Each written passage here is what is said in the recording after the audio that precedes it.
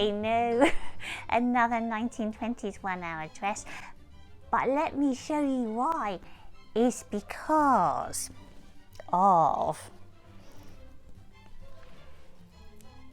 this. It's an original 1920s beaded neck piece, and when I was looking at silk velvets for my other 1920s appliques, I did just carry this with me just in case, and I saw this silk velvet, which is like a pinky red scarlet, and look, I mean, it had to be done.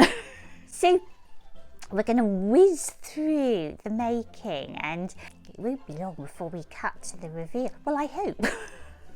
We'll see how it goes. I just wanted to show you the idea with the 1920s 1 hour dress. There's basically two versions. There's a one piece 1 hour dress, and that is obviously cut in one piece. For that, you would cut just a tube. From your widest point, probably your bust measurement, you would just cut one straight tube, and that would be your dress. But if you want a wider skirt to your bodice, you cut a two-piece 1 hour dress. So I just wanted to show you how that looked here, and as you can see, it's really simple. It's just two rectangles. Thank you, Pixie. It's just two rectangles. I have got my bodice here. It's seamed at the sides, show you, and I've left these armholes. Then the shoulder seam, I can seam up as far as I like. And then for my skirt, I could just gather it onto the bodice, or you could pleat it. My mum made one the other day. She just pleated it at the sides.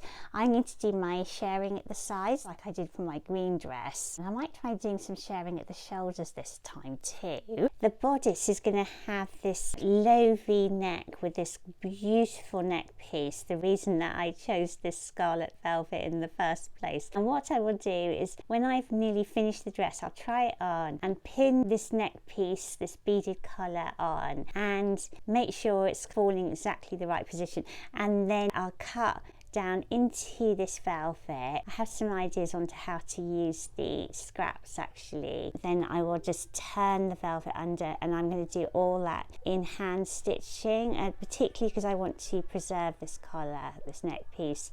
It might be that somebody in the future wants to use it on a different dress. And of course, because this is silk velvet, I've been really careful to make sure that the pile goes in the same direction for the bodice and the skirt. I've done it in the usual, most traditional way to make sure that when you stroke the pile, you can just feel smooth. So you can stroke it downwards and it's smooth. If I stroke it upwards, it's less smooth, like stroking a cat in the wrong direction. But the main thing is to make sure that the pile is facing in the same direction on all pieces. And then I've just got my two appliques that I might add to the skirts, also original 20s appliques.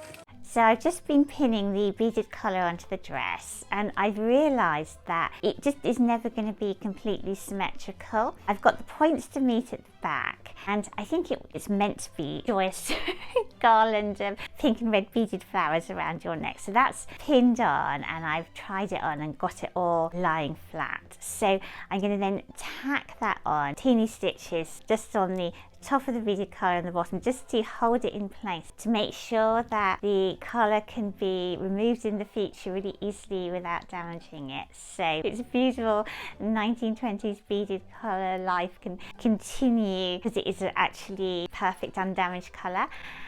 And then I've decided on the position of my silk appliques. I'm going to have one at the back between the rows of shirring on the hips and one on the front near the hem of the dress. It's been hours shirring the shoulders, which I thought I didn't do on my green dress, my green 1920s one-hour dress, and I thought this would add such a perfect little finishing touch. It might have done on the green dress, but on the red dress, I know I should have thought about it, but the collar partially overlaps. It just doesn't really add anything. And oh, the shirring elastic kept getting caught in the bobbin, palaver. So was a waste of time. Anyway, I'm going to get on, finish that hand sewing, then we shall have the reveal, which will be as much as a surprise to me as it is to you.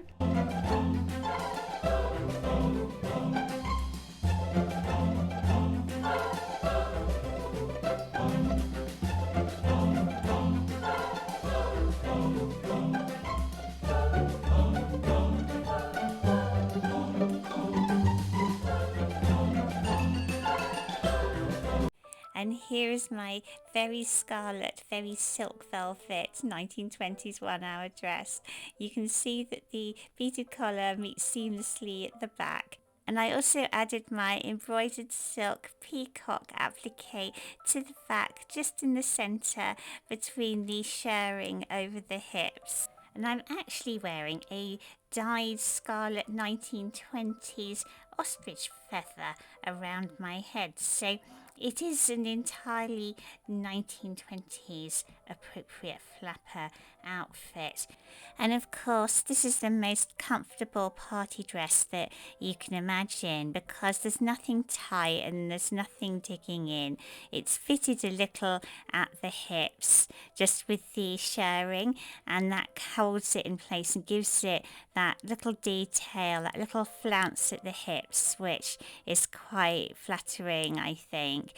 And you can see my applique there at the back. And I thought it would also be fun to show you my scarlet flapper dress alongside my deco or absinthe green flapper dress. Yes, I've multiplied like gremlins, and you can see that the green version of my dress has the beaded half belt at the back, whereas my scarlet dress has the applique at the back. And I did shirring on both hips for both dresses, and I also used the same sleeve, which is my favourite sleeve, which you can see how I made that all the way back with my Halloween pumpkin dress. It is definitely a rather gorgeous sleeve, I think. And so you can see I'm all ready to go to a 20s themed party, or indeed any party.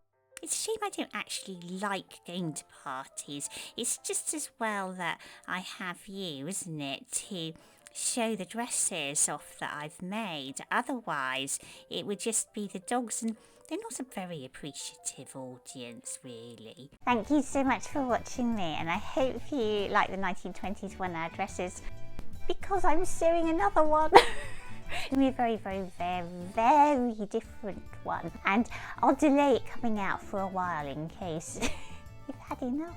Oh, I do have a little confession to make. So I've had to make it already to a few of you in the comments, because after I did my 1930s video, a few of you congratulated me on my beautiful sleek hair, which is a wig. Actually quite a cheap nylon wig, which is why it was so nice and shiny. It's because my 1920s and 1930s hairstyle, well, all my hairstyling, but probably especially the 1920s and 30s, is a little bit more work. I am working, well, I've taken a few early steps to working on it. I'm even thinking I might do, not a tutorial because I couldn't lead anyone, but I might do a little episode on trying out different vintage hairdos and see how they go. I mean, attempts so far rather point to the fact they might not go very well. But I'm going to try very hard, so that might or might not be coming up. In any case, I shall look forward to seeing you next week. Pixie, you gonna say goodbye? Bye. Bye-bye.